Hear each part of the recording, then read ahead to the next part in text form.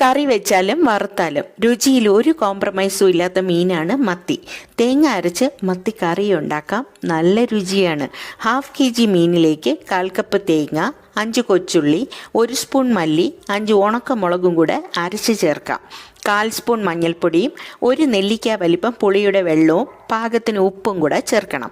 ഈ അരപ്പിൻ്റെയും മീനിൻ്റെയും കൂടെ 1/4 കപ്പ് പച്ചമാങ്ങ, പിന്നെ 2 പച്ചമുളകും 1 ചെറിയ പീസ് ഇഞ്ചി കട്ട് ചെയ്തതും ചേർക്കാം. ഇനി ഈ കറിയിലെ ഏറ്റവും പ്രധാനപ്പെട്ട രുചിയായ കറിവേപ്പില തീർച്ചയായും ചേർക്കണം. ഈ മീൻ കറിക്ക് പറഞ്ഞറിയിക്കാനാവാത്ത സ്വാദാണ്, തീർച്ചയായും ഇഷ്ടമാവും. ഇനി പാത്രം അടച്ച് തിളപ്പിക്കാം. ഈ സമയം നല്ല മണമാണ്. വീണ്ടും പാത്രം അടച്ച് ചെറു തീയിൽ കുക്ക് ചെയ്യാം.